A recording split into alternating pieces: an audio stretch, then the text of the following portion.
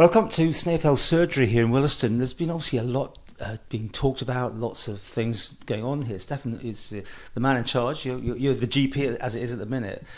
So can we just look back and just a little bit of what's gone on, and obviously then we'll come on to where we're going to. What's been the issues up here?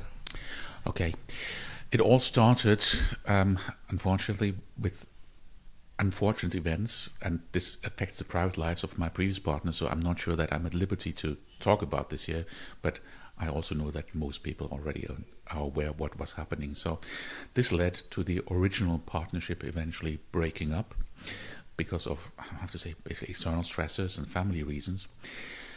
We then had two young GPs that have joined us, and it turned out that the workload was not what they expected. So also other factors came into the equation as well. And again, I'm not quite sure that I will be allowed to say that. I wouldn't want to hear about that. But I mean, obviously there's been talk about, obviously it could have closed or be radical changes here, which has obviously been a worry to people using a surgery. Oh, absolutely. And there was actually a particular point in time where we were kind of having difficulties with funding that would have threatened the viability of the surgery. Fortunately, a solution for that was found, but as I say, unfortunately, we are still not in that position that we could retain the new partners that joined us. So I was kind of the only GP in the surgery and was helped by locum doctors, which is a great help. Without the locum doctors, I would have completely probably been up in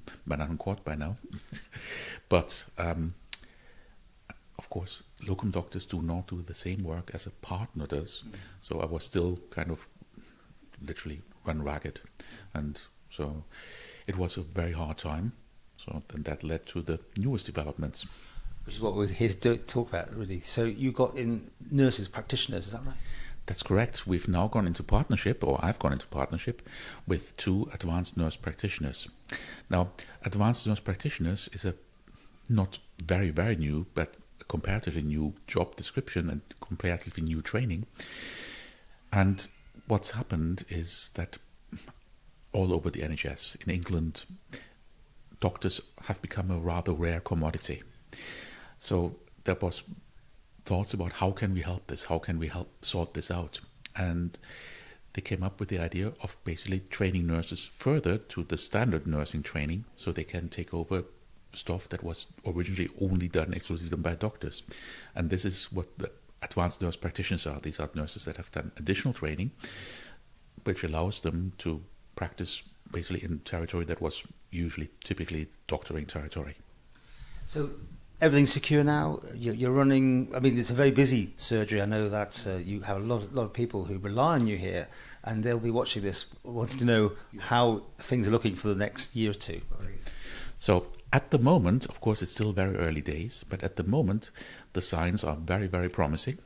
The workload and the stress has really dropped dramatically for me. The girls that are my new partners, of course, they have to get used to the place, but as I say, at the moment things look very promising, and I'm very optimistic that this is going to be long-standing. Now, in general, people haven't been able to see doctors in their flesh for a long time, or it's been more video or audio. Has that been the same here, or are you back to normal? So we are pretty much back to normal. We see patients remotely, not by video because our technology is not set up for that, but by telephone at patients' requests. I personally was never really particularly happy with remote consultations. I much prefer to see patients in the flesh. So I was very open to when the department gave us the green light that we are allowed to see patients face to face again. I mean, we're still wearing masks and that sort of thing on arrival, and that it's got to be, health is everything, isn't it, for you to make sure that you're protected as well as the patient? Yes. I mean, obviously, we have to make sure that we mitigate the risk of cross-contamination and infection best we can. So and we're doing our best to help that. I think, in fact, the most important part is, of course, the screening questions at the beginning of the consultation, or when you make an appointment. Our receptionists ask you questions about, have you been in contact with somebody, have you been abroad, a whole kind of list of questions, that's the best word to say. And this is the real decider. I have heard a case recently reported of somebody who's obviously not told the entire truth, and that, which is from another surgery, not from ours. But just, of course, if something like that happens, that can have rather serious ramifications. So that's something where I would ask our patients to please be really truthful, because it's not that we're just nosy, it is that we're trying to keep everybody as safe as we can. Finally, the booster vaccine program is underway. The people coming to the surgeries for that, will that put you under more pressure like every other GP here on the island? Actually, for us, that's not true, because we don't have the infrastructure to give the booster vaccinations. We don't, well, to have the booster vaccinations on site, you have to have special refrigeration, you have to have again, a rather large contingency of clinicians that supervise the patient for a lengthy time, 15 minutes, so it's lengthy for us, after the vaccination. So we can't do that ourselves, so we have opted out of the booster program.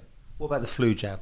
Oh, the flu jab we give. Yes, the flu jab is there, and I would recommend everybody to have the flu jab. I mean, that is a really well-established, safe vaccination, and I'm very much in favour of that.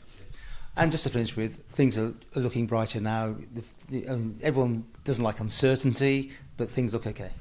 Things look really bright at the moment. So at this moment in time, I think we are in a good way of developing, and we have got plans to improve our services for the future. So I hope that we can be even better than we were before.